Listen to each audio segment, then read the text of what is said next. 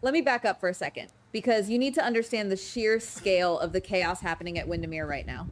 We have Jocelyn Jax locked in a cage, completely isolated from the outside world. We have Liesel Obrecht trapped in another cell right down the hall.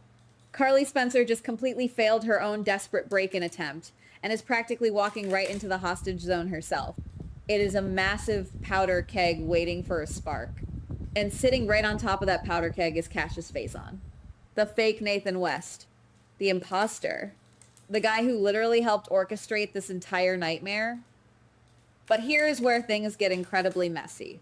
Cassius is standing at a massive crossroads in his life.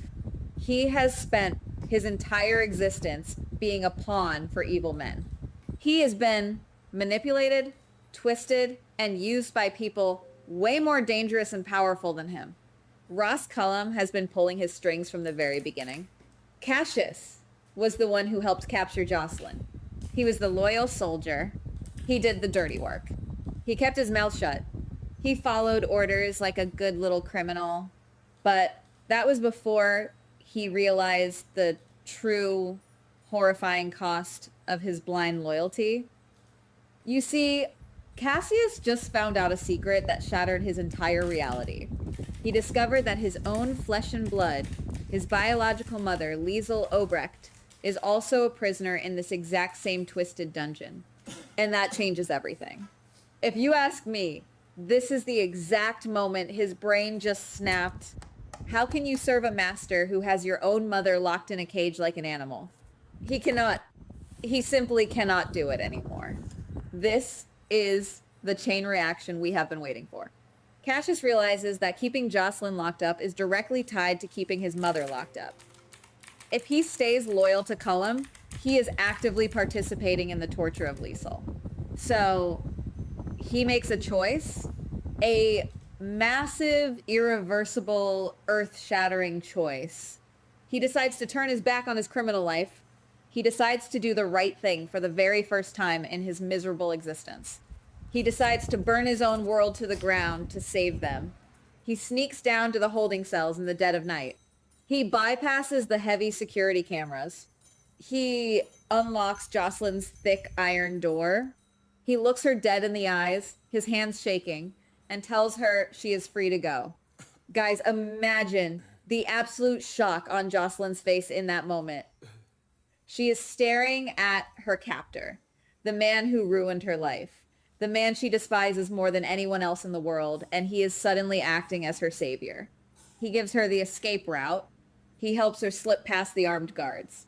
He literally hands her a second chance at life, knowing it will cost him everything. But wait, it gets worse. Because freeing Jocelyn is not just a random act of kindness. It is a massive declaration of war.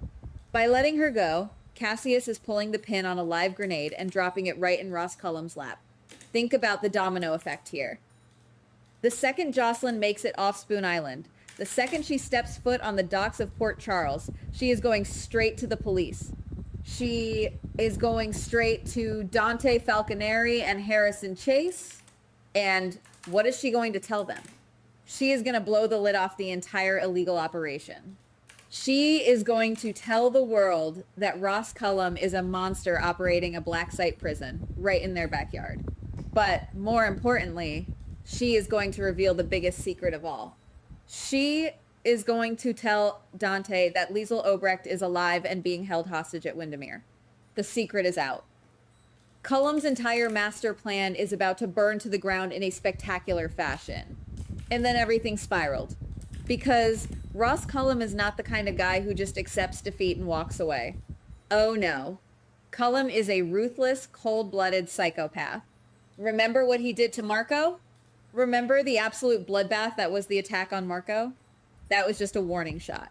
That was Cullum showing the criminal underworld what happens when you cross him. He didn't just eliminate a threat. He made a brutal, violent example out of him. Now, I need you to imagine what Cullum is going to do to the man who actually betrayed him from the inside. Cassius is a dead man walking.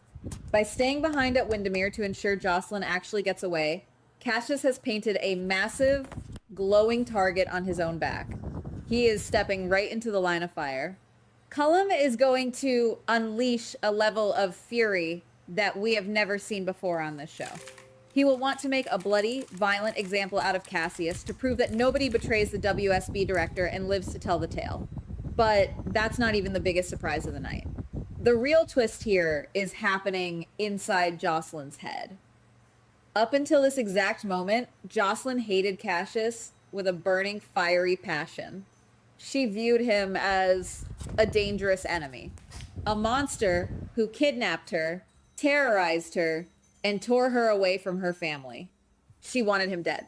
But as she runs through the dark, freezing woods of Spoon Island, as she realizes what Cassius just sacrificed for her freedom, everything flips upside down. She stops seeing him as a one-dimensional villain. She starts seeing him for what he truly is. A tragic, broken man. A guy who spent his whole life desperately seeking acceptance, only to be dragged into the darkness by evil men who used him as a weapon. She realizes that Cassius was never the true mastermind. He was just another victim of Ross Cullum's sick, twisted games.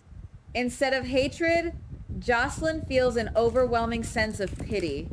She feels a deep, sorrowful understanding of this lost soul who is currently waiting to be slaughtered just so she could run free.